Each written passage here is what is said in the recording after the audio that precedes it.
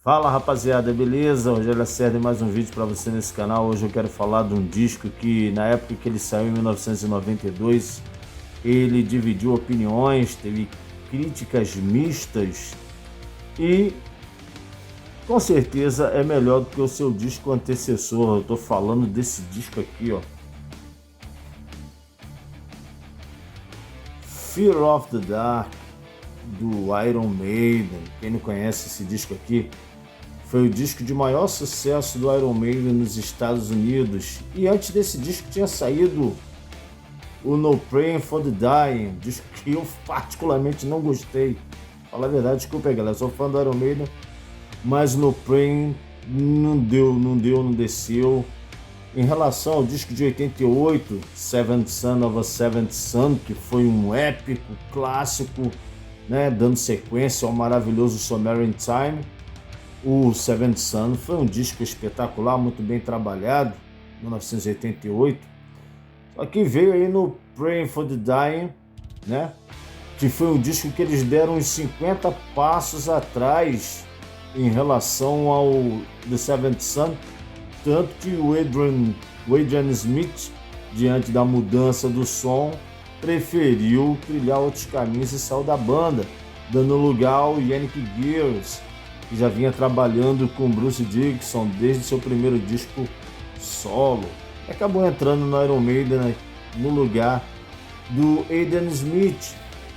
Mas aí, em relação ao No Praying for the Dying, esse disco aqui eu achei bem bacana, é um descasso.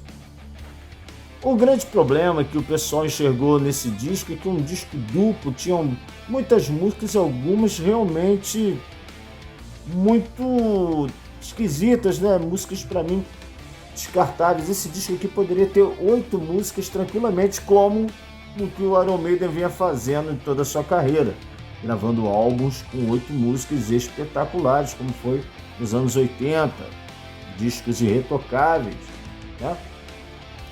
Mas é um disco que fez sucesso, marcou uma mudança no som. Aqui o Bruce Dickinson, ele tá cantando com mais drive, com um vocal mais rasgado, né? Você pode sentir isso na primeira música do disco aqui, Be Quick or Be Dead, composição do Dickinson com o Yannick Gears. Você vê uma diferença na voz do Bruce Dickinson nesse disco. E é um disco que eu gostei desde a época do lançamento. Você conhece o disco? Vou mostrar aqui essa arte muito bacana aqui, ó. É o novo Ed, né? Muito bacana esse disco, essa apresentação, CDzão com Ed Nosferatu, né? Virado ali, agarrado na árvore, coisa horrível. Meu Deus do céu, dá até medo. É aqui o encarte do disco com a banda, encarte sempre caprichado, tá aí, ó. A banda, Abandons. As letras, você que tem o disco conhece. Negócio caprichado, hein? Parece que é um livro.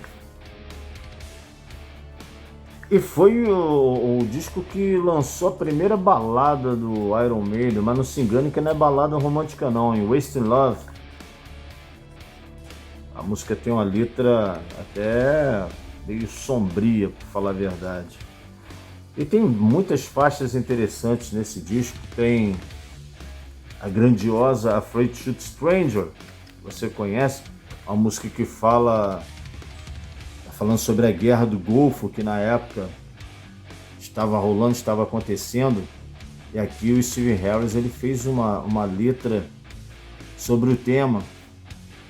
Também tem uma música chamada Fear is the Key. A música fala sobre a morte de Freddie Mercury, né? Tá nas entrelinhas ali, porque na época o vírus do HIV estava começando ali a proliferar e muita gente morrendo.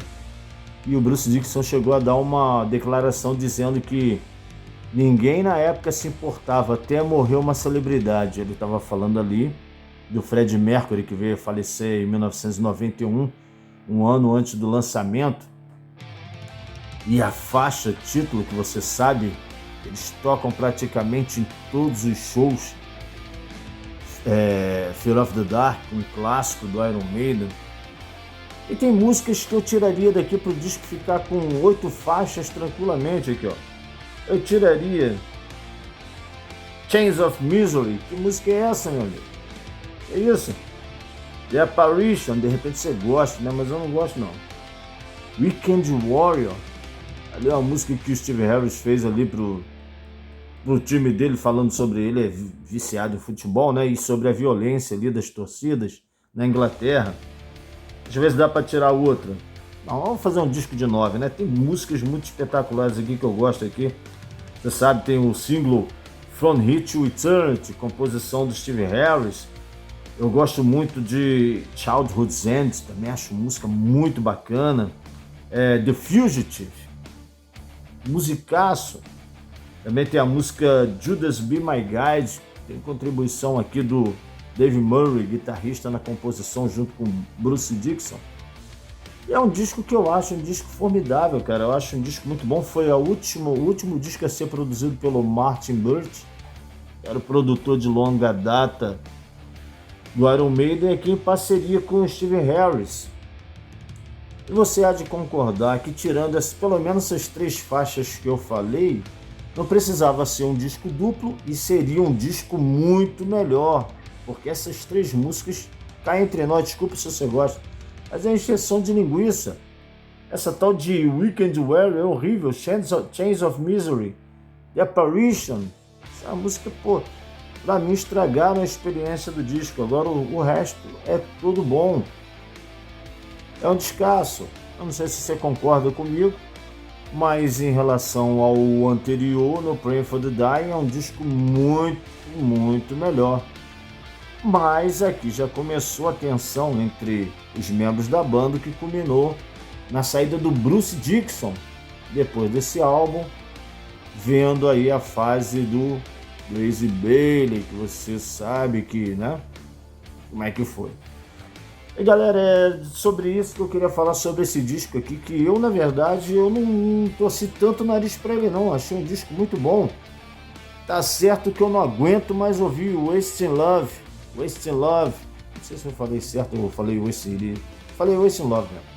Wasting Love, eu acho uma balada muito bacana, a composição do Dickinson com Yannick Gears, mas eu não aguento mais ouvir. Mas é uma música que na época ela soava muito bem.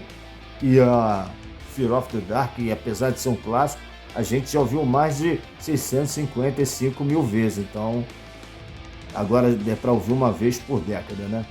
Então as impressões sobre esse disco que eu gosto muito.